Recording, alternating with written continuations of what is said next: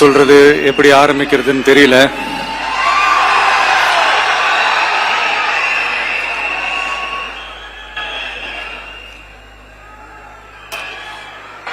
சினிமாவில் எப்படியாவது கஷ்டப்பட்டு வெற்றி அடையணும்னு இருந்த ஒரு சாதாரண அசிஸ்டன்ட் டைரக்டருக்கு பிறந்த ஒரு பிள்ளையா எனக்கும் வாழ்க்கையில வறுமைனா என்னன்னு எனக்கு நல்லாவே தெரியும், பசினா என்னன்னு எனக்கு நல்லாவே தெரியும். நான் ஒன்னும் பெரிய மன்னர் பரம்பரையில இருந்தெல்லாம் வந்துடல. உங்களை மாதிரிதான், உங்கள ஒருத்த மாதிரிதான், உங்க குடும்பத்துல ஒருத்த மாதிரிதான், உங்க புள்ள மாதிரிதான், உங்க மகன் மாதிரிதான், உங்க அண்ணன் மாதிரிதான், உங்க தம்பி மாதிரிதான்.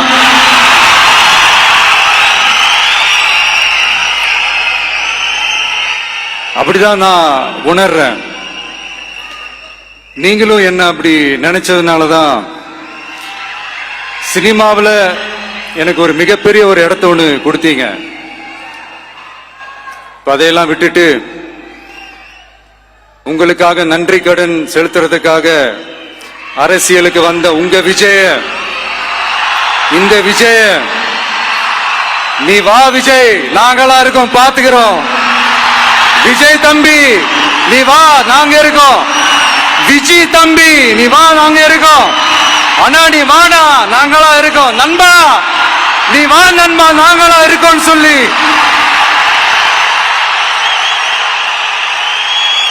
அவ்வளவு அன்பா, அவ்வளவு உறவா என்ன ஏத்துக்கிட்டீங்க. இந்த நேரத்தில் இதை நான் சொல்லணும். இந்த டிராவல்ல, இந்த ப்ராசஸ்ல எனக்கு எவ்வளவோ கஷ்டங்கள், எனக்கு எவ்வளவோ இந்த அவமானப்படுத்தினதெல்லாம் ஒரு பக்கம் இருந்தாலும், எனக்காக கூட நின்ன உங்களுக்கும் அதே மாதிரி கஷ்டங்கள், அதே மாதிரி அவமானங்கள், அதையெல்லாம் நீங்க பெருசா எடுத்துக்காம, அதையெல்லாம் நீங்க பொருட்டாவே எடுத்துக்காம, என்னோட வலிகளை, என்னோட வேதனைகளை உங்களோட தான் நினைச்சு என் கூடவே நின்னு இன்னைக்கு சி ஜோசப் விஜய் எனும் நான்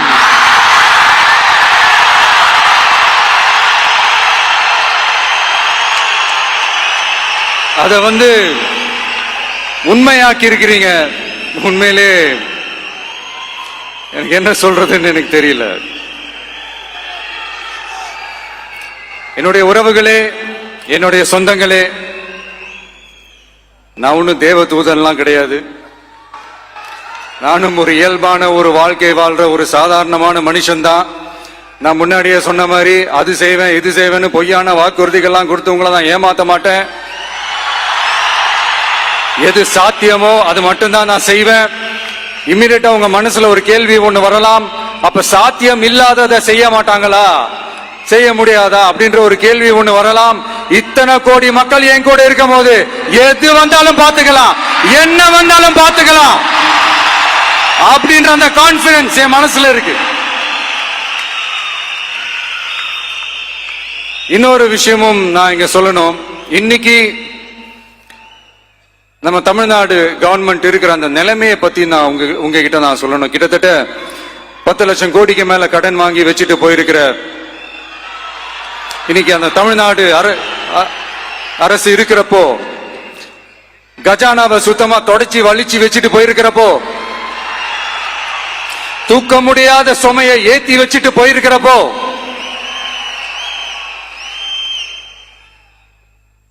அப்படிப்பட்ட ஒரு நிலைமையில தான் இந்த பொறுப்பை நம்ம கையில் எடுத்திருக்கிறோம். உடனே நீங்க நினைக்கலாம், என்னடா இவர் ஏதோ பொறி வச்சு பேசுறாரா அப்படின்ட்டு. அப்படியெல்லாம் எதுவுமே கிடையாது. உள்ள போய் பார்த்தா தான் தெரியும் எது எந்த நிலைமையில இருக்குன்னு, என்ன இருக்கு என்ன இல்ல, எது எந்த நிலைமையில இருக்கு எது எந்த நிலைமையில இல்ல. அதையெல்லாம் பார்த்துட்டு உங்களுக்கு ஒரு வெள்ளை அறிக்கையா அது வெளியிடணும்னு நான் நினைக்கிறேன். ஒரு டிரான்ஸ்பரண்டான ஒரு கவர்மெண்டா அதாவது இன்னைக்கு நம்ம தமிழ்நாடு கவர்மெண்ட் இந்த நிலைமையில தான் இருக்கு அப்படின்றத உங்ககிட்ட சொல்லிட்டு I just want to take it forward from there. அதைத்தான் நான் முதல்ல செய்யணும்னு நினைக்கிறேன்.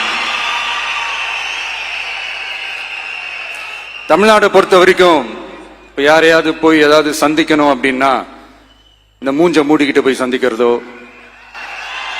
என்ன இந்த மறைமுகமா உங்களுக்கு தெரியாம போய் சந்திக்கிறதோ அப்படியெல்லாம் நான் செய்ய மாட்டேன். எதுவா இருந்தாலும் வெளிப்படையாக ஒளிவு மறைவு இல்லாம தான் நான் செய்வேன். இவ்வளவு பெரிய ஒரு பொறுப்பை என் கையில கொடுத்திருக்கிறீங்க. அதே நேரத்தில் எனக்கு கொஞ்சம் அவகாசமும் நீங்க கொடுக்கணும்னு நான் ரிக்வெஸ்ட் பண்ணி கேட்டுக்கிறேன். நான் சொன்னதையெல்லாம் படிப்படியா நிறைவேற்ற நான் ட்ரை பண்ணுவேன், நிறைவேற்றுவேன். அதே நேரத்தில் எனக்கு கொஞ்சம் அவகாசம் கொடுத்தீங்கன்னா எனக்கு கொஞ்சம் உதவியாகவும் ஒத்துழைப்பாகவும் இருக்கும். இது உங்களுடைய ஆட்சி. பெண்கள் பாதுகாப்பை ரொம்ப ஸ்ட்ரிக்டா வச்சிருப்பேன். போதைப் பொருள் கலாச்சாரம் அதை கண்ட்ரோல் பண்றதுக்கு என்னென்ன ஸ்டெப்ஸ் எடுக்கணும், என்னென்ன முயற்சிகள் எடுக்கணும், இன்னிலிருந்தே அதை நான் எடுப்பேன். நம்ம பசங்களை அதுல இருந்து காப்பாற்ற வேண்டியது நம்ம அரசனுடைய பொறுப்பு.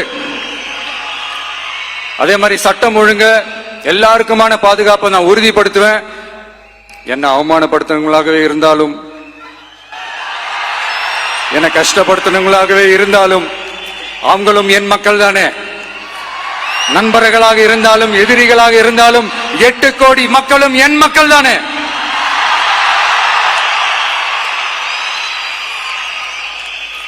அது மாதிரி இந்த அடிப்படை விஷயங்கள், கல்வி, ரேஷன், மருத்துவம், குடிநீர், சாலை வசதி, பஸ் வசதி, இந்த மாதிரி விஷயங்கள்ல தான் என்னுடைய முதல் கவனம் செலுத்தணும்னு எனக்கு தோணுது.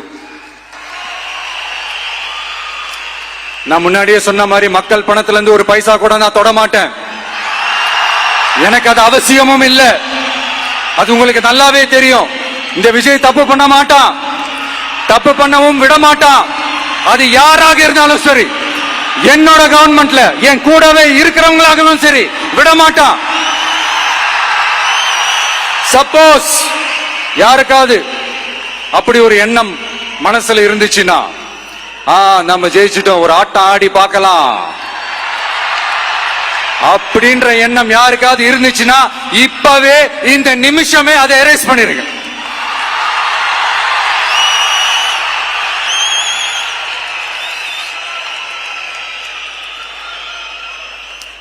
இங்க ஒரே சென்டர் தான், என் தலைமையில் உண்டான சென்டர். இந்த பக்கம் ஒரு சென்டர், இந்த பக்கம் ஒரு பவர் சென்டர், அங்க ஒரு பவர் சென்டர், அதெல்லாம் கிடையவே கிடையாது. இப்பவே சொல்லிடுறேன். பெண்கள், இளைஞர்கள், விவசாயிகள், அரசு ஊழியர்கள், ஆசிரியர்கள், உழைக்கிற மக்கள், மீனவர்கள் எல்லாருமே நம்ம டிவிக்கு அரசுல நல்லா இருப்போம், நல்லா இருப்போம், நல்லா இருப்போம். பிறப்புக்கும் எல்லா உயிர்க்கும் அப்படின்றத நம்ம சமரசம் இல்லாத அடிப்படை கோட்பாடு. சிறுபான்மை சகோதரர்களே, உங்களுக்காக நம்ம டிவிக்கு அரசு கூடவே நிற்கும். உங்களுக்கு அதுல எந்த விதமான சந்தேகமும் வேணாம். இந்து, முஸ்லிம், கிறிஸ்தவர்களுக்கான முகம்தான் இந்த விஜயனுடைய முகம். அதுல 100% நீங்க இந்த விஜயை நம்பலாம். இப்படி ஒரு சூழலை ஏற்படுத்தி கொடுத்த தமிழ்நாட்டு மக்கள், ஒட்டுமொத்த மக்கள், உங்கள் அனைவருக்கும் இந்த நேரத்தில் என்னுடைய நன்றியை தெரிவிச்சு, இன்னொருத்தவங்களுக்கு முக்கியமா நான் நன்றி சொல்லணும். அது இந்த விஜய் மாமாவோட குட்டி நண்பா, நண்பி.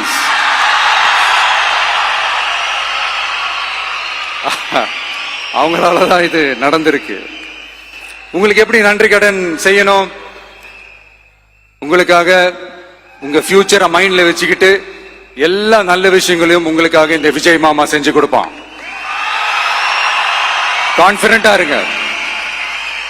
அதே மாதிரி இன்னொருத்தவங்களுக்கும் நான் முக்கியமா நன்றி சொல்லணும். உங்களை எப்படி நான் மறப்பேன்? நீங்க தான் என்னோட உயிராச்சு. தமிழக வெற்றி கழக தோழர்களே,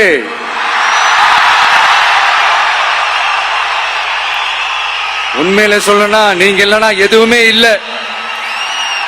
என்னோட கழக தோழர்களுக்கும், கழக நிர்வாகிகளுக்கும், வாக்கு சாவடி முகவர்களுக்கும், மை டியர் வர்ச்சுவல் வாரியர்ஸ், உங்கள் அனைவருக்கும் கோடான கோடி நன்றிகள். வாங்க எல்லாருமா சேர்ந்து ஒரு ஃப்ரெஷ் கவர்னன்ஸ், ஒரு நியூ கவர்னன்ஸ் ஒன்னு கொடுப்போம். This is a new beginning.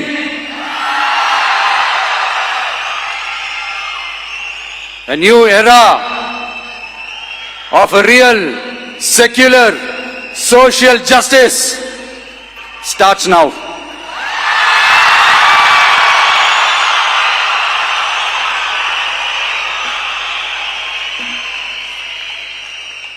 மக்கள் நலன்களை மட்டுமே லட்சியமாக கொண்ட நமது அரசுக்கு பக்கபலமாக நின்று ஆதரவை வழங்கியுள்ள